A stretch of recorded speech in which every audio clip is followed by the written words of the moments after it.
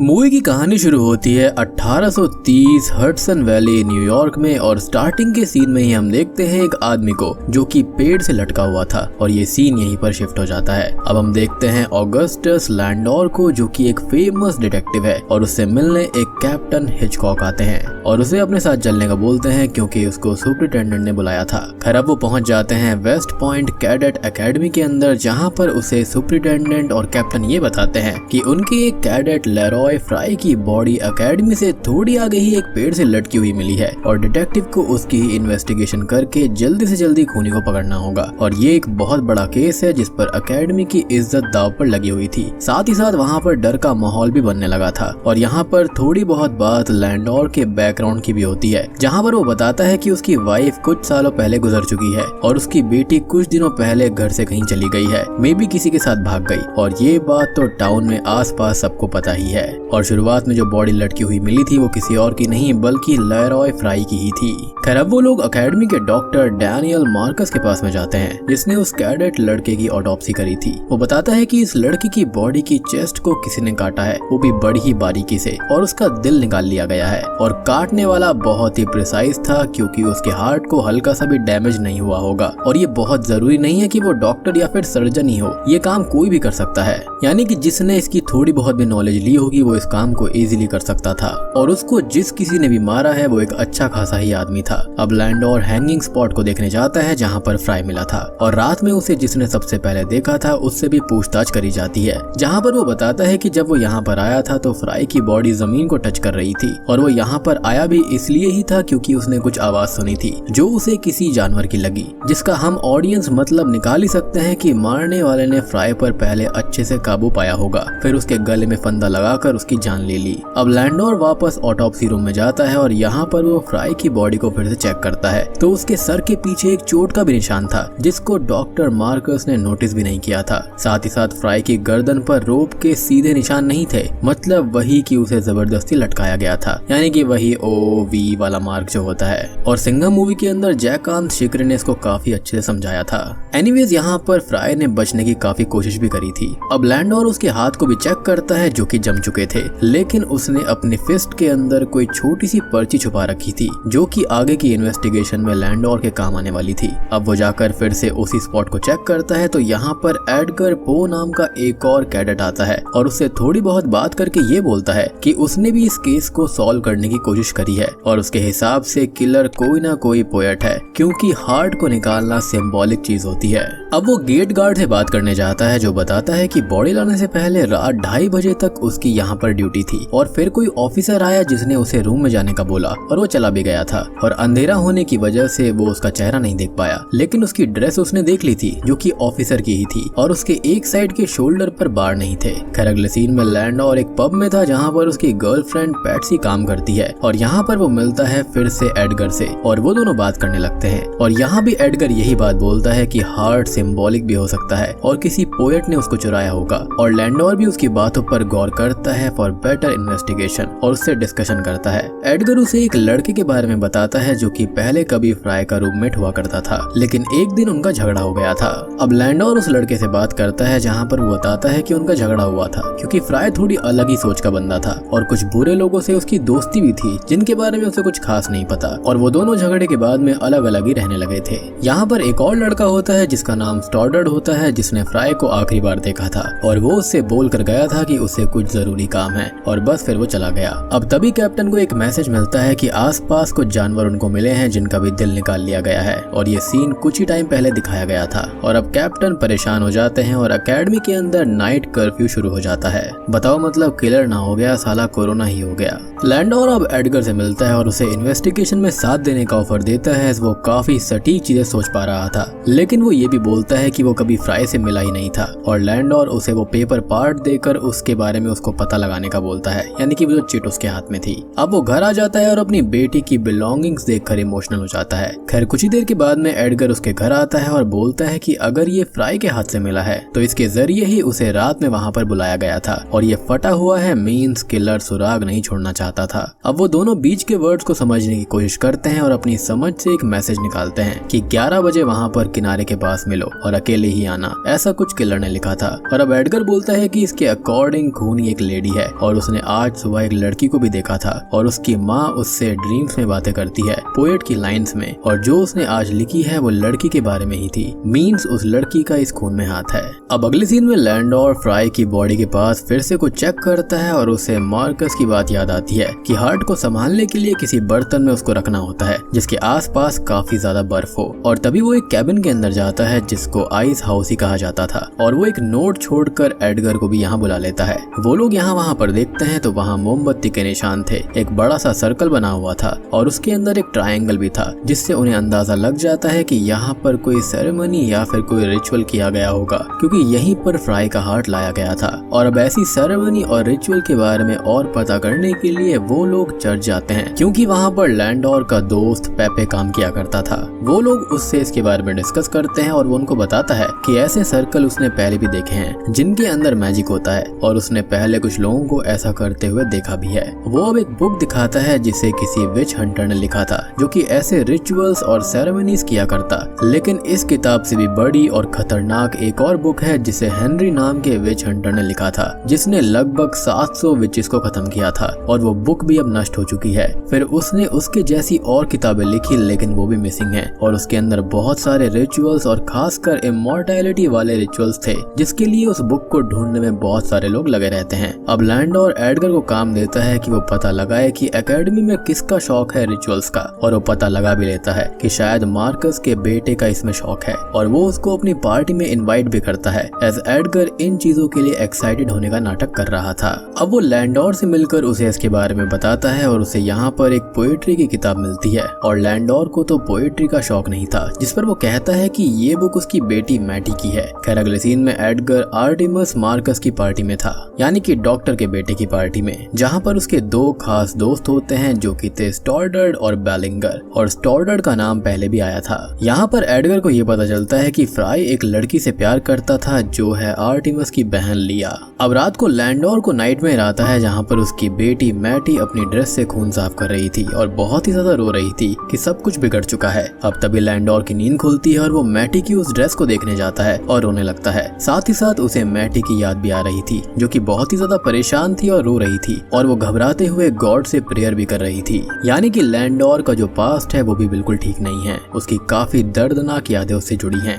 अब अगले सीन में फ्राई का फ्यूनरल हो रहा होता है और उसकी मदर लैंडोर के पास में आती है जो कि उसे फ्राई की डायरी देती है जो कि उन्हें बेलिंगर ने दी थी, लेकिन वो बोलती है कि उन्हें इसके बारे में नहीं पता और शायद वो इन्वेस्टिगेशन में काम आ जाए, तो लैंडोर इसको रख ले और वो उसको ले भी लेता है। घर आकर वो डायरी को चेक करता है जिसमें जो भी लिखा था क्रिस क्रॉस में था, जिसे वो समहाउ डिकोड करता है और उसके अंदर की बातें समझने की कोशिश करता है। इधर एडगर आर्टिमस के घर जाता है, लिया से मिलता है और कहीं ना कहीं वो दोनों एक दूसरे को पसंद करने लगते हैं और घूमने भी जाते हैं, जहाँ पर हमें लिया की एक बीमारी के बारे में पता चलता है कि उसे अक्सर दौरे पड़ते रहते हैं जो कभी कभी जानलेवा भी हो सकते हैं। अब रात को एडगर लैंडोर से मिलने जा रहा होता है कि तभी बेलिंगर उस पे आकर अटैक करता है और उसे मारने की कोशिश भी करता है, लेकिन लैंडोर यहाँ पर आकर उसको बचा लेता है और बेलिंगर को भगा देता है जो कि शायद लिया को पसंद करता था, इसलिए एडगर को मारना चाहता था। अब अगले सीन में लैंडोर को ये पता चलता है कि बेलिंगर गायब है और उसके लिए सर्चिंग चल रही थी जो कि काफी शॉकिंग था और अब उसकी भी बॉडी एक जगह पर लटकी हुई मिलती है जिसका दिल निकाल लिया गया था, लेकिन ये कट आखिरी कट से बिल्कुल अलग था और लास्ट वाले में बारीकी थी, लेकिन यहाँ पर ये किसी नौसिखिए ने किया था। अब कैप्टन लैंडोर के ऊपर गुस्सा करता है कि इतने दिन के बाद भी कोई कातिल पकड़ा नहीं गया है और वो सैटानिक रिचुअल की थ्योरी लेकर आया है और वो एडगर की मदद ले रहा है जिसने उससे दावा किया है कि वो फ्राई को जानता तक नहीं था, जबकि उससे फ्राई का झगड़ा हुआ था और उसने बेलिंगर को मारने की धमकी भी दी थी, तो वो उसे भी अपना सस्पेक्ट माने। खैर वो एडगर से बात करके पूछता है कि उसने उससे झूठ क्यों कहा और उसने फ्राई को धमकी भी दी थी, जिससे उस पर शक बनता है, जिस पर वो कहता है कि उसने झूठ बोला था क्योंकि वो बात नहीं थी और वो धमकी किसी को भी दे सकता है लेकिन मार नहीं सकता, और अगर वो जान लेने ही लगे तो यहाँ पर कोई बचेगा ही नहीं, क्योंकि लगभग हर एक ने उसका कभी ना कभी मजाक उड़ाया ही है, उसकी एज का, उसके पैशन का। और फिलहाल लैंडोर उस पर अभी तो यकीन करता है और उसको क्लीन चिट में रखता है। खैर अगले सीन में वो दोनों मार्कस हाउस में होते हैं डिनर करने के लिए और यहाँ पर वो सब आपस में थोड़ी बहुत बात कर रहे थे। कुछ ही देर के बाद में लैंडोर मार्कस के साथ बैठा हुआ था, जहाँ पर वो ये बताता है कि उसकी बेटी को एक बहुत ही अजीब और खतरनाक बीमारी है जिसके अंदर उसको दौरे पड़ते हैं और कभी भी उसकी जान जा सकती है। खैर अब इसके बाद में लैंडोर घर के अंदर चुपके से छानबीन करने लगता है, जहाँ पर उसे एक ऑफिसर ड्रेस मिल जाती है जो कि असल में मार्कस के भाई की पुरानी ड्रेस थी। और एक चीज साफ हो जाती है कि इस ड्रेस को पहनकर ही उस रात आर्टिमस ही गया था और उस गार्ड को भगाकर रास्ता साफ किया। खैर अगले सीन में वो कैप्टन और सुपरिटेंडेंट से मिलता है जो कि ये बोलते हैं कि एक और कैडेट स्टॉर्डर्ड गायब है, जिसके बारे में वो बोलता है कि फ्राई, बेलिंगर और स्टॉर्डर्ड अच्छे दोस्त थे और उसे ये लगा होगा कि अगली बारी उसकी है, इसलिए वो भाग गया होगा। और जब लैंडोर को ये पता चल गया है कि आर्टिमस ही कल्प्रिट है तो वो उसे अरेस्ट क्यों नहीं करता, जिस पर वो कहता है कि उसका कोई भी फायदा नहीं होगा क्योंकि वो अकेला नहीं है। वो अब पेपे के पास में जाता है और उससे हेनरी के बारे में पूछता है और पेपे बताता है कि वो पहले एक प्रीस्ट हुआ करता था और बाद में डेविल वर्शिपर बन गया और फिर उसे जिंदा जला दिया गया था। और उसकी एक पिक्चर भी दिखाता है जिससे पूरी गुत्थी ही साफ हो जाती है क्योंकि हेनरी कोई और नहीं बल्कि मार्कस का ग्रेट ग्रेट ग्रैंडफादर था, जिसकी पिक्चर लैंडोर ने उसके घर पर देखी थी और वो किताब भी कहीं ना कहीं मार्कस के घर पर ही है। अब हम एडगर को देखते हैं जो कि लिया से मिलने आया हुआ था और वो दोनों थोड़ा टाइम स्पेंड करते हैं और एक दूसरे से अपने प्यार का इजहार भी करते हैं। लैंडोर अब मार्कस के पास में आता है और उससे सच पूछता है, उसके साथ में काफी सख्ती करता है और वो बता देता है कि उसकी बेटी की जानलेवा बीमारी से उसकी जान का खतरा था और एक दिन उसे डॉक्टर्स ने भी बोल दिया था कि वो सिर्फ 3 महीने ही जी पाएगी। और फिर उसको एहसास हुआ कि वो हेनरी की स्पिरिट से कांटेक्ट कर पा रही है और उससे उसे इमॉर्टैलिटी के रिचुअल के बारे में पता चला और फिर वहाँ से सारी कहानी हार्ट निकालना, रिचुअल्स करने की शुरू हुई थी। अब लैंडोर उससे पूछता है कि लिया और आर्टिमस कहाँ पर हैं और एडगर का कोट यही है, मीन्स वो अभी घर नहीं गया। और अब वो उसको ढूंढते हुए उसी आइस हाउस में चला जाता है जहाँ पर लिया अपना रिचुअल कर रही थी, जिसके अंदर उसका साथ आर्टिमस और उसकी माँ दे रहे थे। और अब वो बलि देने वाले थे एडगर की और हार्ट यहाँ पर इस्तेमाल हो रहा था फ्राई का। लेकिन हम ये चीज नोटिस करें तो बेलिंगर का हार्ट कहाँ गया, वो भी तो निकाला गया था। तो क्या पहले भी कोई रिचुअल हुआ था, और अगर हुआ है तो सबसे पुराना हार्ट इस्तेमाल ना कर बेलिंगर का इस्तेमाल क्यों किया गया था? तो इसका भी एक सॉलिड रीजन है जिसके बारे में हम थोड़ी देर में जानेंगे। Now coming back to the story, Edgar यहाँ पर बेहोशी की हालत में था। वहाँ पर वही सब सर्कल बने हुए थे, ट्रायंगल था, मोमबत्तियां जल रही थी और एडगर का ही खून निकाल कर लिया उसे अपने फेस पर लगाती है और अपना रिचुअल शुरू करती है, यानी कि वो उसे अपने प्यार के जाल में फंसाकर उसकी ही बलि देने वाली थी। मेरे ख्याल से यहाँ पर प्यार करने वाले की बलि देनी होती है, यानी कि द लव्ड वंस।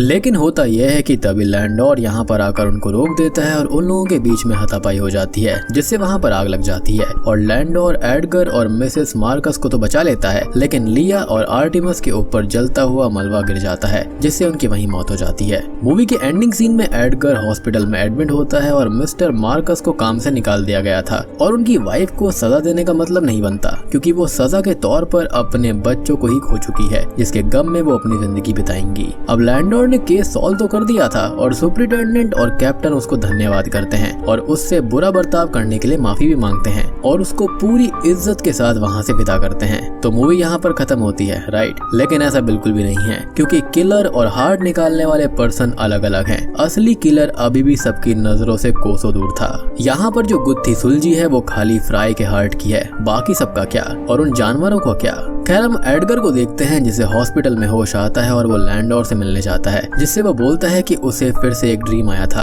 और इस बार लैंडोर की बेटी का ड्रीम आया और फिर उसने अपना दिमाग लगाकर एक नई सच्चाई को अपने सामने रखा। तो बताता है कि जो पेपर पार्ट उसने दिया था उसमें जो राइटिंग है वो किसी और की नहीं बल्कि खुद लैंडोर की है। जी हाँ, और उस रात उसी ने फ्राई को बाहर बुलाया था और फ्राई का असली कातिल तो वो है। लिया और आर्टिमस तो उस रात एक बॉडी की तलाश में थे जो कि उन्हें मिली और उन्होंने दिल निकाल लिया, लेकिन खून उन लोगों ने नहीं किया था। ना ही बेलिंगर को उन्होंने मारा और ना ही किसी और को। इवन एनिमल्स को भी लैंडोर ने ही मारकर टांगा था ताकि वहाँ पर एक नई कहानी बुनी जाए। एक रात पहले आकर वो फ्राई को मारता है और अगले दिन उसे ही इन्वेस्टिगेशन करने के लिए बुलवाया भी जाता है, जिसने देखा कि बॉडी का हार्ट निकला हुआ है, तो उसने एक नई कहानी बनाई अपने जुर्म को छुपाने के लिए। अब तभी लैंडोर यहाँ पर गुनाह कबूल भी कर लेता है और अब असली सच हमारे सामने आता है। और दोस्तों अब यहाँ पर खुलते हैं इस मूवी के असली पत्ते।